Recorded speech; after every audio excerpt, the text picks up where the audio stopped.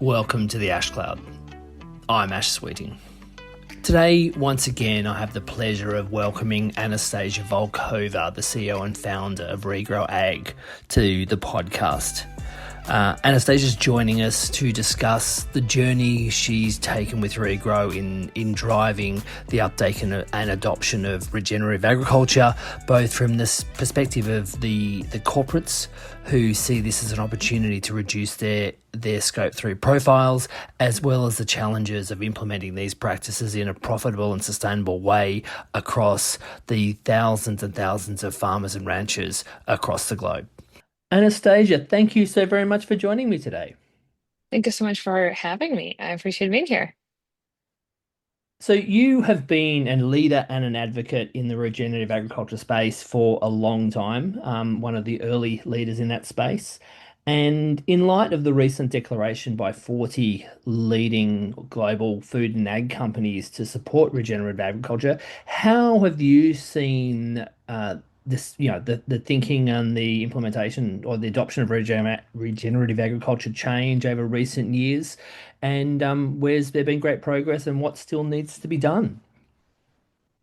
That's a great question, Ash. So I see a couple of different important context pieces to put in place for our discussion. So you're asking, how do things change over the last 10 years?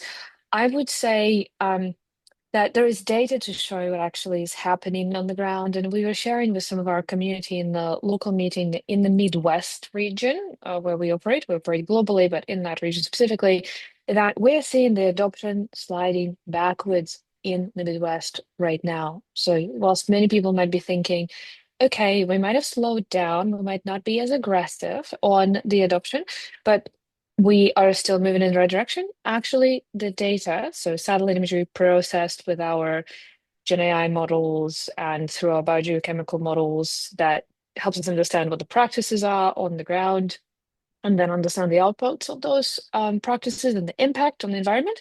The practice piece is going backwards. So there's less cover cropping, less conservation tillage adoption than there was previously within the same decade. Sometimes, in terms of different states, it could be a single-digit movement, but actually, in more places than not, is low double digits, so tens of percentage points.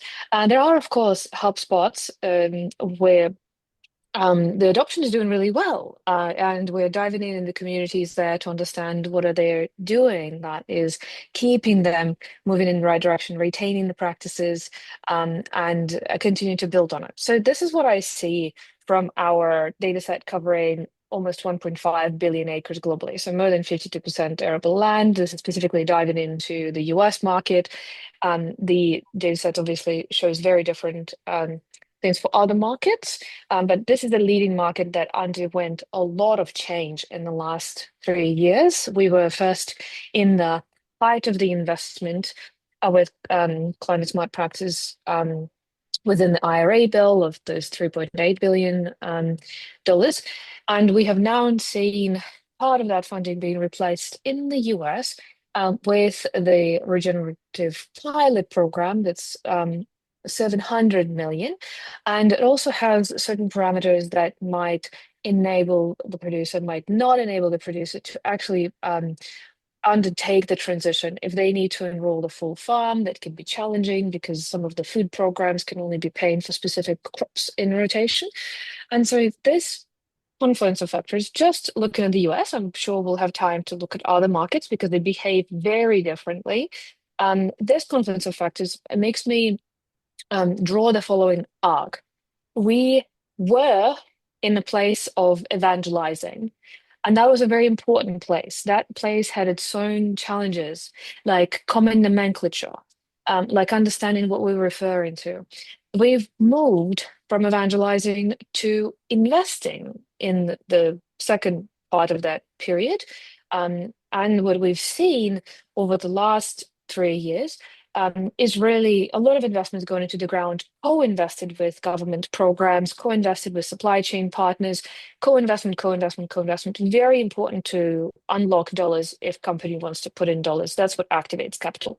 Now we are in a some might say tougher spot, but it's a different context, from the funding environment and from political, geopolitical environment, supply chain environment. There is the need to, I would use a SaaS analogy here, to make it repeatable. So if we move from evangelizing to needing to make it repeatable in completely different conditions, and this is where I have some thoughts on what we might do, but I'm a little nervous that we haven't solved for it yet, and we can't just, take our hands off the wheel and let the car drive itself. Okay, that's fascinating. There's a lot of stuff going on there. There's the fact that government funding has greatly changed, but there's also the fact that things like food, fertilizer and diesel costs have gone up, and both of those seem to be pushing in different directions. And I imagine there's a lot that can be learnt when you really, really dig into that data. Absolutely. Like if you want to look at the farm level, the increased diesel prices and increased fertilizer prices are really squeezing the farmer because the commodity markets are not performing really well. It's this kind of post-tariff state that is changed. And there is the added inflation that food companies are accounting for, where it's pulling some of their resources away. So what I'm seeing so far is that we are in this new make it repeatable stage, and this comes from SASTER framework by Jason Lemkin, for anyone interested. But in this stage, I think we're keeping the investment that we had before when I'm looking at the main sponsors of the programs that excite the transition, that ignite the transition, so the food brands and the manufacturers. We are seeing slowly more entities come to the table because we're certainly realizing that that co-investment is not coming right now from the government. So can it come from other parts of the value chain, of other supporting systems? Can it come maybe not from federal, but from local government? Can it come from some additional incentives from the bank and insurance? And of course, we've been talking about it, but I think now that we're seeing like irrigation water restrictions in Nebraska, we're seeing that really hitting the farmers, and farmers taking a prevent plant payment instead of the farming that land. That's a real natural resource constraint resulting in a planting decision that further exacerbates just the food security nationally. And there's a lot more national thinking that has been um, starting to percolate, and then maybe there was more global thinking before. So I would say we are seeing farmers being in a tough spot, food companies being in a tough spot, and we're yet all trying to figure out as a system together, as a community together, the industry that believes in the fact that region ag is necessary for us to get to the benefits of the conservation on the other side, to be able to withstand the climate shocks, to be able to steadily produce good yields. We're seeing the opposites of that in the news, and that's important to prove the point why we should all align on conservation. So I think there's more work for us to form maybe unexpected alliances, maybe bring more allies on board with the conservation to unlock more funding there. On that note, you mentioned some thoughts you had, and especially around what you just said about the, unconventional allies and bringing them together. What are you able to share in terms of your thoughts on how to move this forward? Because especially that transition from government money for that evangelist stage to the sustainable stage, which will not be, or scalable stage, which will not be, can't be reliant, for a long term on that government, on those government dollars. Absolutely. So I think we're looking to attract more public funding in different shapes and forms. So maybe there's other funding programs that are not these wholesale that start new, but actually more regionally accessible programs, maybe like the RPP one that is still aligned with an RCS equip for the US, where we can bring that funding along. What about novel instruments? Is it warranties to pay for any yield gaps for those farmers that are more conservative further down the adoption curve? Is it figuring out other co-benefits? Because we are actively working on that as well. Regrow is able to estimate the water quality outputs for its regenerative agriculture programs that are on Regrow MRV, but we do not necessarily have a clear market there from companies aligning on the standard and saying this is exactly what I need, this is our internal ambition, this is what we're trying to do in protecting water resources. And water is valued in point trading opportunities and municipal level, and will no doubt continue to be the constraining resource for the agricultural production. So this is what I see in the US specifically. Now, if we look to Europe, for example, we are seeing the continued co-investment from the government. There's continued subsidy. There's also interest. The team was participating in the CRCF days. It's a framework for carbon removal certification, and it's being stood up by the European Union, where they are looking to combine effectively a way for private industry to come together with public funding to compensate farmers for additional outcomes of the transition beyond what the basic subsidies do. And we see also in places like Europe, where there's a very diversified rotation of the crops, the need for more coalitions. It's the word that I've been hearing more than any other word in the last 6 months, because I believe it's code word for cost sharing and co-investment that otherwise, the programs would not pass the investment review unless you're able to unlock additional dollars. So we all need to be thinking about who are those partners, how can we contribute, how can we cost share. And I also don't want to be sitting here pointing fingers in every direction. At Regrow, we've been working very hard to ensure longevity of our own business and to lower the costs. And I am pretty proud of what team has been able to achieve with affordability of our solution and diversification as well. We have performed the acquisition of Latin American MRV, Puma, Plataforma Puma, and that brings in-house a wider range of MRV options as well. That literally leads me to my to answering your first question. They are supporting SAI Regenerate Together framework that we're seeing European and Latin American markets aligned to. And this is what supports lower costs of MRV that leaves more money to the farmer. So I think we're all doing the right things, but we have to be doing them. This is where the hard work is. We're no longer going after the biggest fruit in the garden. We're picking all the fruit, medium size, small, everything we can get all together. There's a lot there as well. I think there's one of the things that's come up frequently is the importance of getting the capital to pay for all this. And if we take a step back and you think that what the I guess natural services or the natural nature's contribution to our food system, which everyone has taken for granted as basically being free for the last 100 or so, or 10,000 years, whichever metric you wish to choose, and now that bill needs to be somehow paid.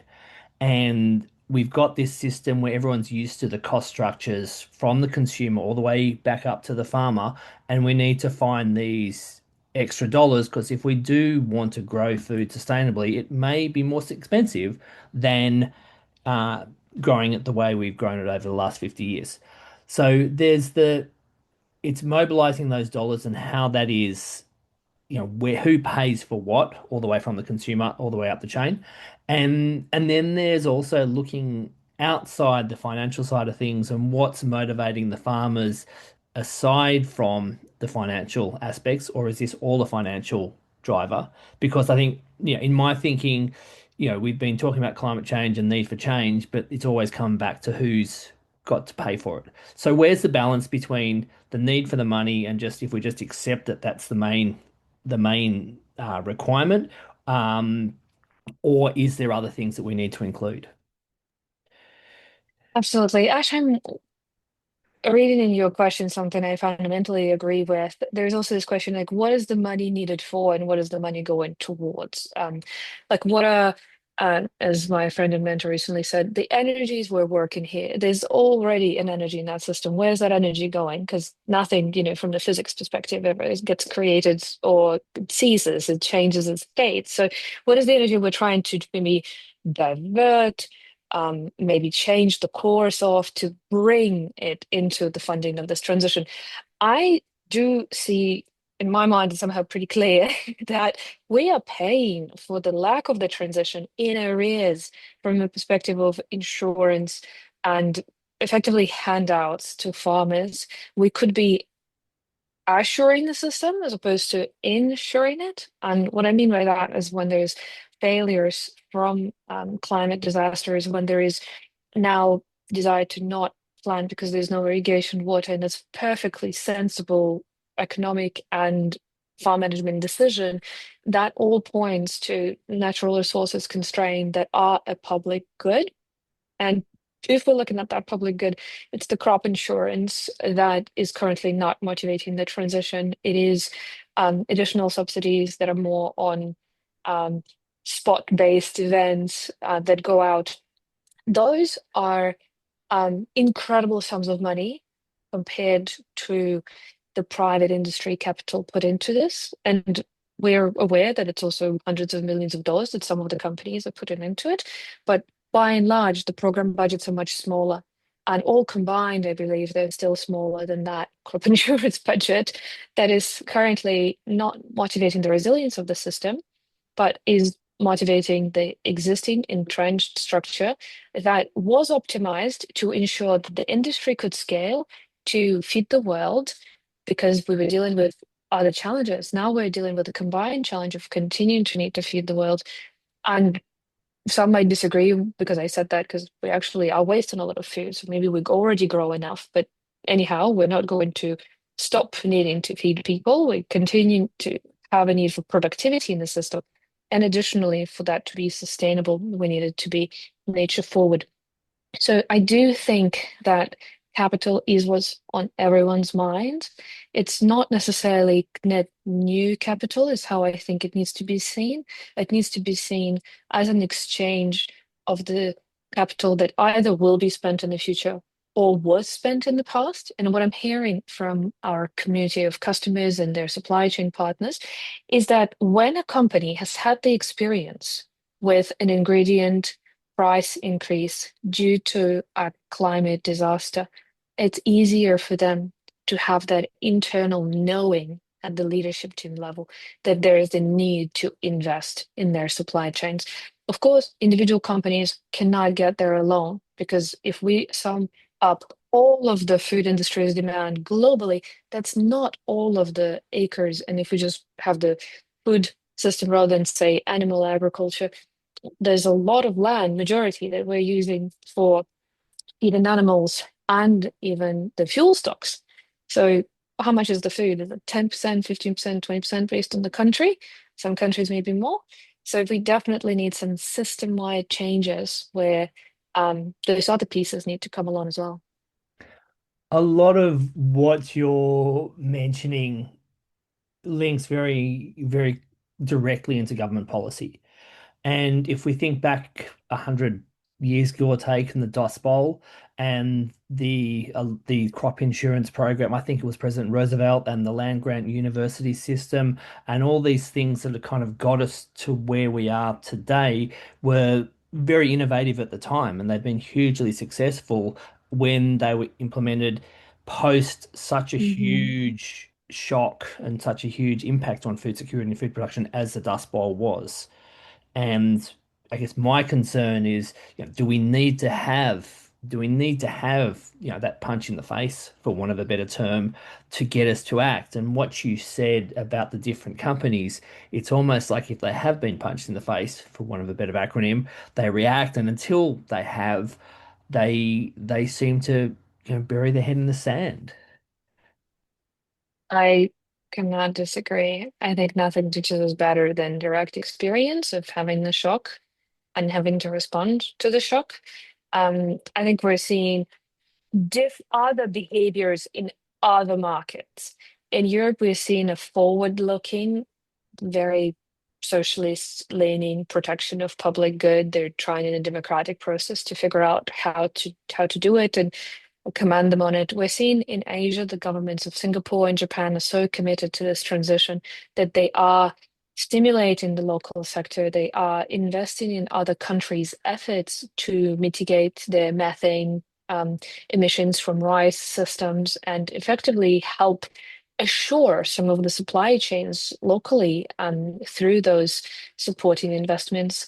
So I think ultimately, the resource constraint is something that farmers are extremely experienced with. In those situations where they don't have any other way of producing food, they are transitioning, and areas where it's still a little bit unclear how the environmental benefits of producing with more conservation practice compared to conventional pan out for them in their own profit and loss statement. This is where maybe we're lacking the transition, where we have more of the resource abundance in some cases, or where we are seeing complete lack of capital for the transition. Say they need a more efficient irrigation infrastructure, and that requires capital, as an example. So I think there's different ways and different cultures look at it differently. But if you are looking at capitalistic private market structure that is looking to private businesses to lead, it's that P&L impact that would encourage them to put the investment forward and be able to justify it to their shareholders. We've mentioned Europe, we've mentioned and discussed the US quite broadly. What about other parts of the world? How you said it was quite different in different parts of the world. How are things playing out elsewhere? What we're seeing, which is also why we've signed this partnership with Plataforma Puma, is that the Latin American market is rapidly catching up to European import control requirements and the desire to not just ensure that there's no deforestation, but to go beyond and look at how sustainable those commodities are. What are the emissions of those ingredients that they're buying? How can it be ensured that those commodities can be produced in those regions for the years to come as well?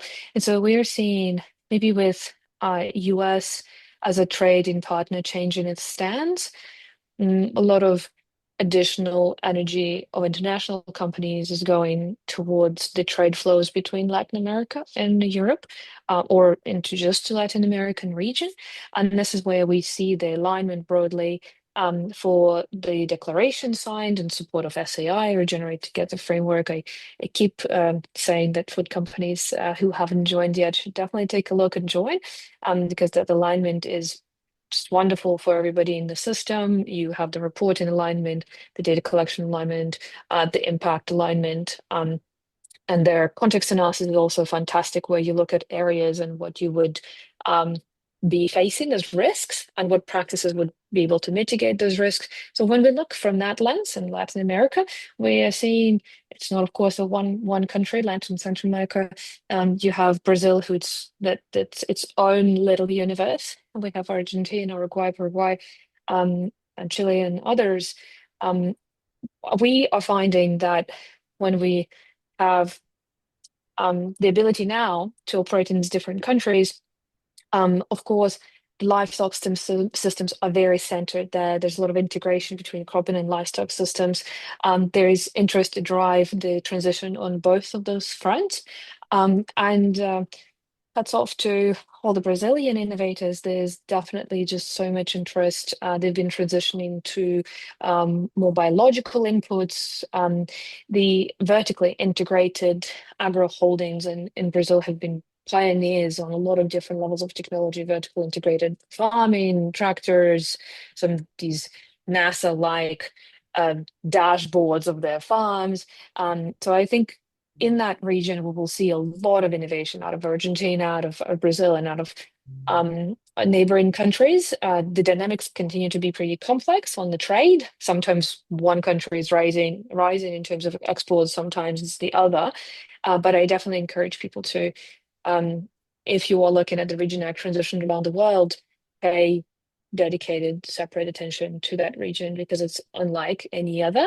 And they've already adopted a lot of the no-till practices in the region, but what more they can do, they're really looking at diversified rotation, cover cropping in many cases, and better inputs. So just like in Canada, we can look to them, look to Australians, and see, okay, in this different form factor, what was the transition, and what does this mean for other areas that would need to transition?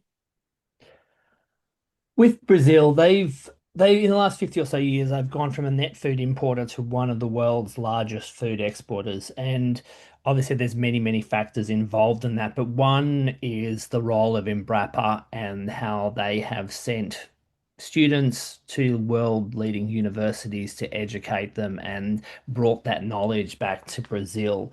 Um, and that's not a overnight success. That's a 30 or 40 or 50 year success that they've done there. How important do you think that foundation is in terms of the transitions that they're currently going through? And I guess what do other regions, say Africa or parts of Asia, what could they learn from the Brazilian approach? Yeah, it's a brilliant observation. I love how historically grounded our conversations are because you're leading them. Um, I would say that we see that everywhere around the world, right? You see that in Australia, you see that in the US, you see it in Europe, everywhere there is a high research investment. It takes decades, but it does result in better crop varietals, better adjusted farming practices to local conditions, better guidance. You've mentioned land grant universities before. Um, the importance of the conservation extension agents in every location around the world is impossible to underscore enough because they are critical to this transition and they are definitely not getting enough funding. Some companies are making priority to fund it, to fund them specifically, but we're seeing again. US federal funding, for example, being rescinded from them. So when we look at the opposite approach of continuing to invest in research, continuing to invest in extension, importantly, after the research of R&D and E, because without the E, the R&D, you don't go anywhere. I think that platform is one of the most important platforms. We are very lucky to have partnered with Embrapa to actually implement our model locally and for them to be our partner in extended calibration for each of the regions.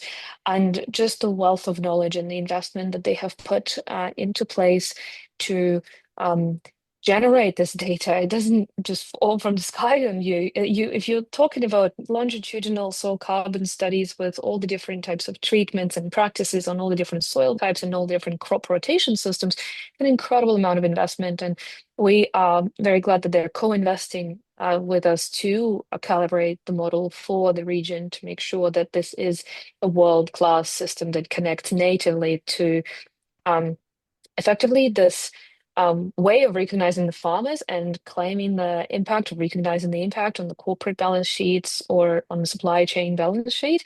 They bought into that idea because they have that science backbone and they see that that's being used in other regions. They want to join that level of export assuredness. Not only it comes with good product, but it also comes with all of those impact numbers, if we may, and all of the verification, validation around it that's needed.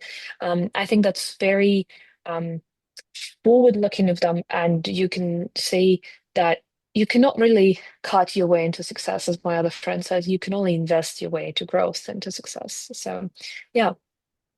On the MRV and the scaling MRV side of things, it's, if you think of the Human Genome Program, when they first mapped the human genome, it cost billions and billions of dollars and took decades. And now you can get a genomic sample done for under $100. But you are never going to make that step in one big jump. It just doesn't work that way. So you've got this need, and you've mentioned that you are looking at, readjusting, and your team's worked very hard and been very and to get your costs down so you can provide a better service to farmers and to the industry. But how do you?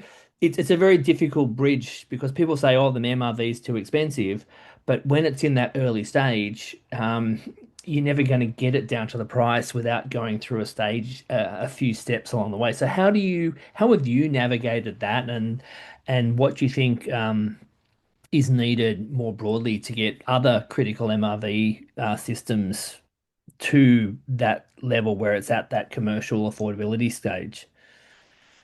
Yeah, I appreciate that question, given it's my lived experience, and I'm really happy to share it. That first, when we started, it's true that the innovative customers that have seen the opportunity, they've supported us, and they've made pre-commitments at scale that this would make sense to them at that level. And over time, we saw there was a need for more and more capital to move to farmers and more uncertainty control and decreasing the uncertainty of the estimate. So you need to simultaneously keep investing and improving the model to a certain extent, so that you can reduce the uncertainty and make the greatest payout possible to the farmer. So all the incentives are aligned there. We never built the company in order to enrich ourselves and keep raising our prices. This is definitely not the point. The point is to become this almost invisible, present, trusted layer of validation of that impact, and to provide the information where the impact is needed, how that leads to de-risking and resilience of supply chains. So the way that you tap your card now, not even thinking what NFC technology is or was, and there's probably a square logo on the white tablet that buzzes back, and you are not even thinking that there's probably part of the transaction that the vendor is paying to make sure that it's a trusted transaction. So I believe still in the fact that the world of agriculture and food production, the industry, will continue to need the trusted information to transact between the natural capital and the financial capital, to ensure supply chains. I also believe that this is important for the transition. So hopefully one day this problem will be solved and you wouldn't be asking a question. You would just be saying, oh, conservation is a standard now. For this region, I expect this standard of conservation, and this is what I'm getting. Otherwise, maybe I'm not even buying from the supplier, or otherwise, that supplier doesn't even exist anymore because we've already transitioned. Because otherwise, it's impossible to get insurance, it's impossible to get other things. So we're in this new state. Now, to your question of how do you navigate that cost reduction and how can you bring other systems into it? Because the MRV technology now is being applied, and I'm very, very glad that that's the case because we were really fighting to establish this category so hard. You've seen this. Now, MRV is referred to more broadly, not as just a digital system where you enroll farmers into Regen Ag, but anything and almost every technology that can be used to understand that environmental impact, whether it's on soil or on animals or on other aspects of the ecosystem, which is great. Usually it's one of the letters, not all three. Maybe measurement or monitoring or reporting or verification. In some cases, it's all of them. The way that we've done it is with the industry support of these commitments that we were able to amass. I would also say that we are in the moment in time for the row cropping industry, for the croppers. We'll talk separately about livestock. That the capital is a bigger bottleneck than the lack of alignment on MRV. And I think this SAI 40 companies signing the declaration is almost like a heralding moment for that. It's like, okay, great, like we've done this. And I'm sure there's more companies that will join that. And kudos to them. They've done that. I've done nothing about it. So that's fabulous. But I think MRV now is becoming something that people can expect, can talk about, can almost assume. And it is very cost effective. If anyone says MRV is expensive, I suggest you ask them what is the volume they're talking about, because it's probably less than 5,000 hectares. And if that's actually what they're talking about, then maybe MRV needs to be expensive because it's a tiny, tiny, tiny level of impact. And in some supply chains, that's all that's being sourced, and that represents 500 farmers. That's not lost on me. We have projects in Vietnam and in India and in other places where it's tiny, tiny holdings. But what you do in that case is you aggregate, you work with the community aggregators, you work with cooperatives to make sure that if you're deploying digital technology, it can be deployed efficiently, because at that starting off volume or level of commitment, it's true that the price can be high, but I think we're so far beyond that at this point. And so when we're looking at livestock now, there is still a need for some additional foundational investment. R&D community is apparently going to be coming out soon with some additional data sets that we're very excited to support the commercialization of, or work with whoever does that. Because you still need to move through not just what we know about the enteric fermentation and feed regimes, not just what we know about AMP grazing, but actually, can you estimate the changes in pasture soils from the paddock-based AMP grazing, or can you not? Can you scale that, or do you have to sample it? Because if you have to sample everything, and that becomes half of the project budget, that's a non-feasible starting proposition. If you still have to do that, but you're confident and next time you sample, you will be able to model and then scale from there, so it's more cost effective. I can see the same path for that space, and we're actively involved. And I think the livestock industry is very interested in continuing to support that direction.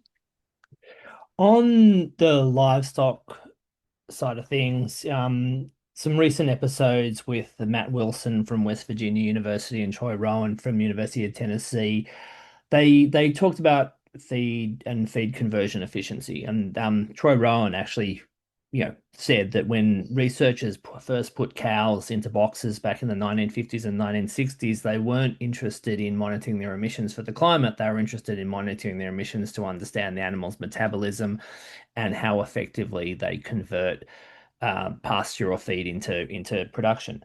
And that science is still very, very relevant today. And so they're focusing on that space to try and use the methane as a way of identifying the most feed efficient animals and then aligning that with genetic selection, and the climate's a secondary benefit, with productivity being the first benefit. Um, how do you see that kind of approach in terms of trying to, rather than have a headwind and tailwind, trying to find two tailwinds to help in drive adoption?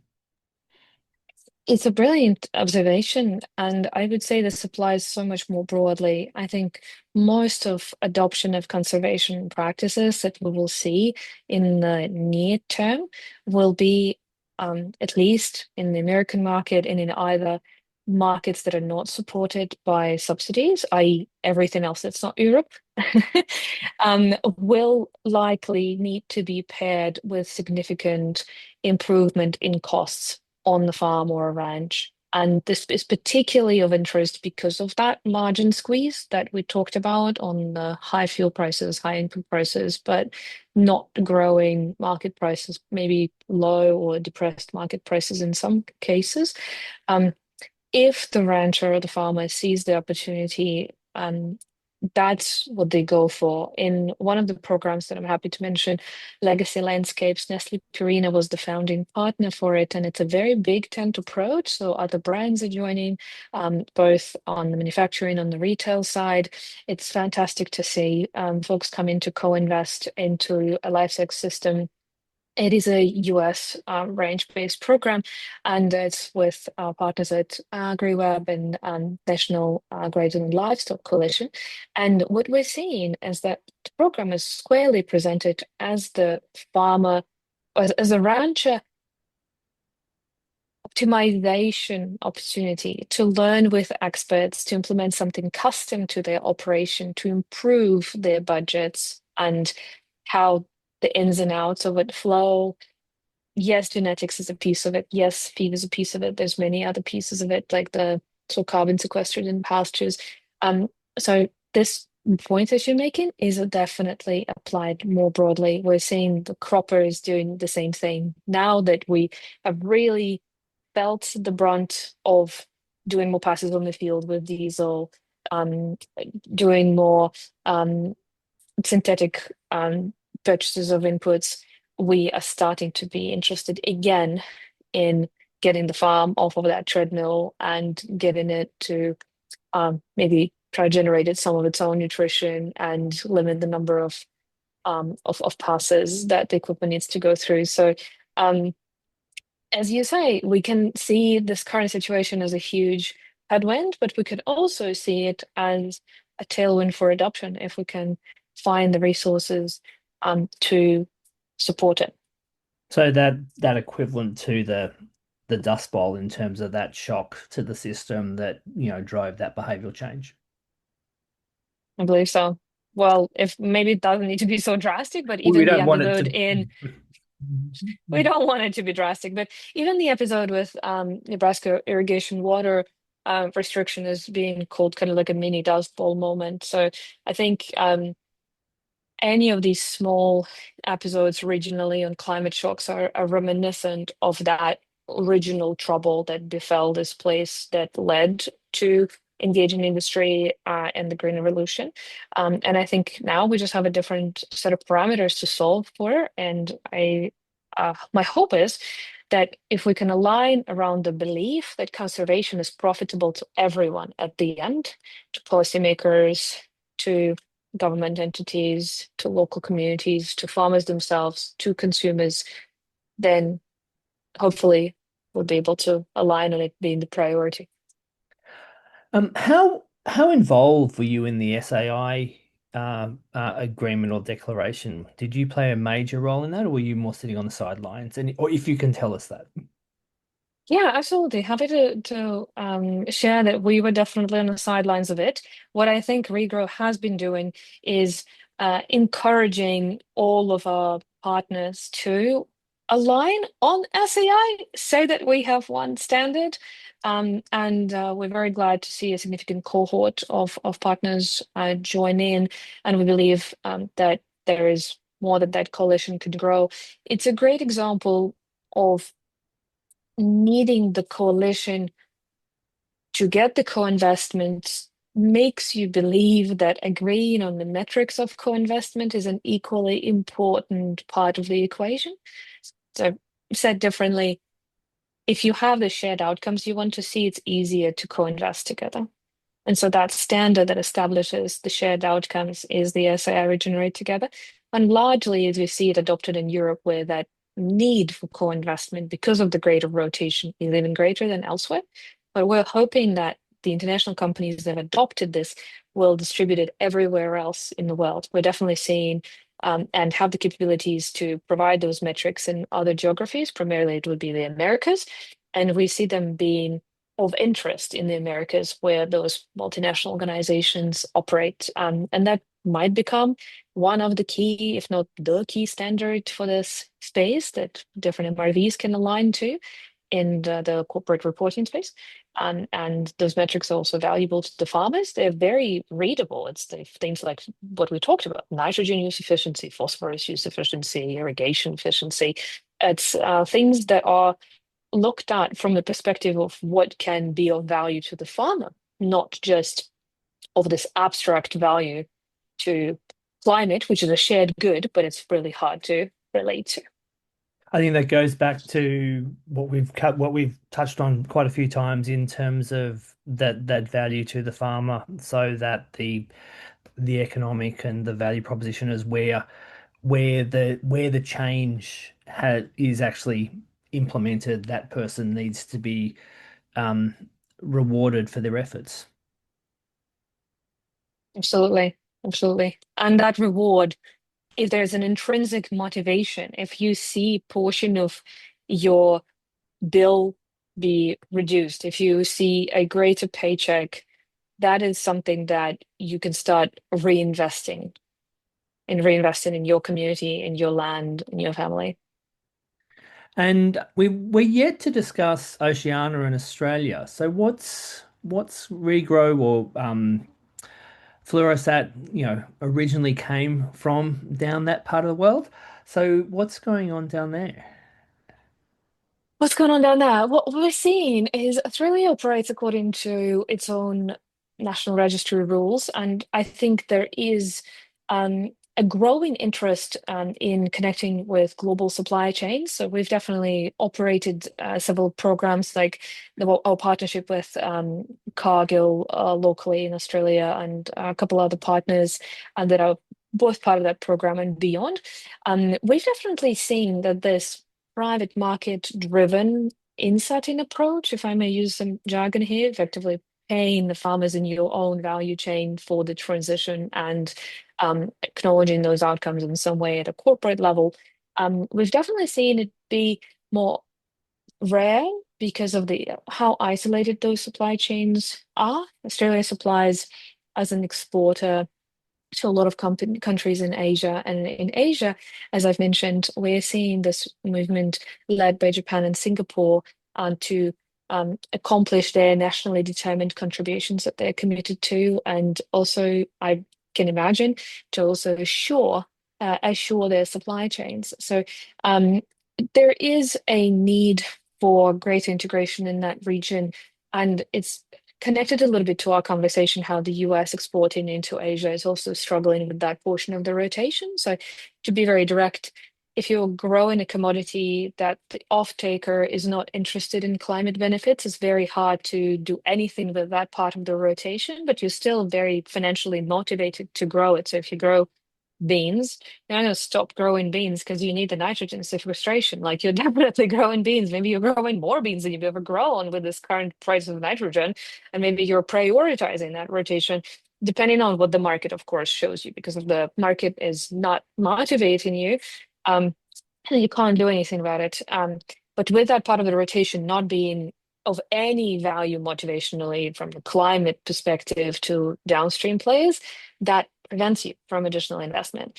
And so, as long as the feed to livestock supply chains that are connected to deep Asia are separate from this conservation movement in global agriculture that we're all trying to fund, there will be missing pieces that we have to work with. And I think Australia specifically has seen that as an exporter. Those are complicated systems. Japan can say, oh, I will buy into this program or into this program, but they're also importing a lot of the grains, partly from Australia through national systems. And I believe that those people are brilliant enough to integrate those nationally procured grains with climate contributions they want those grains to have. But it just hasn't happened yet. It's interesting the Singapore example because it does make me reflect on what's happening in the Gulf, the UAEs and the Kuwaits and Qatar and those countries that their food security is hugely oil-rich countries whose food security is very dependent on a global abundance of traded food, so they can just buy it on the open market because they'll never be able to grow it locally. Mhm. Is there much of an appetite in that part of the world for like Singapore has engaged, or are they more using the similar approaches that they've used over the last 20 or 30 years? I would say they're very engaged because of their understanding of the need for local supply chains to thrive, to continue to get access to them. I think right now it's just easier to do things through the offset market, which is effectively when the food and its climate impact are disjoint and where the investment can be made separately into the impact that the practice has compared to the commodity itself that is being produced. I would love to see more joint approach where the policy can bring those together. I think that will further spur the investment into conservation practices. And we see it that in more vertically integrated supply chains, it's a lot easier. It's traceable, you have fewer people to agree with, you can claim the impact a lot more directly.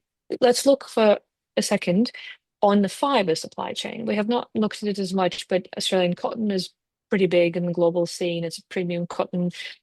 You, of course, have cotton growing everywhere else in the world, not only in Australia. But that supply chain is so disaggregated. You have so many steps of processing that it can be challenging to track the fiber to the garment for the brand to ultimately be able to say, this is regeneratively grown cotton. Some brands were able to achieve that, and that's fantastic. But this is where we see a need for them to form coalitions because they use shared manufacturing facilities, and so they need to be united front. But this is where you can see the more nodes in the supply chain, the more complexity that is. And I see that parallel directly with the Oceania Asian market, Australia as well, that if there is export, if there is product changing hands multiple times, if it's an open market, it's less predictable. You can't layer that level of contracting on top to say, sell me not just the product, but sell me the attribute as well. But there are other ways of doing it. They're just not the same. Like we talked about, there could be a procurement contract that someone can bid on and get that attribute paid for. Anastasia, we're almost out of time. So before we go, is there anything you'd like to say that we haven't already covered? No, I think we've gone in so many enriching places that I hope the audience listens to, engages with us, shares their thoughts that I also hope that me sharing the latest thinking, you sharing your latest thinking, will help them to advance in their thinking. And that's my hope for this hour. It's been an absolute pleasure to speak with you as always, so thank you very much. Thank you so much for having me. Thank you for listening to the Ash Cloud.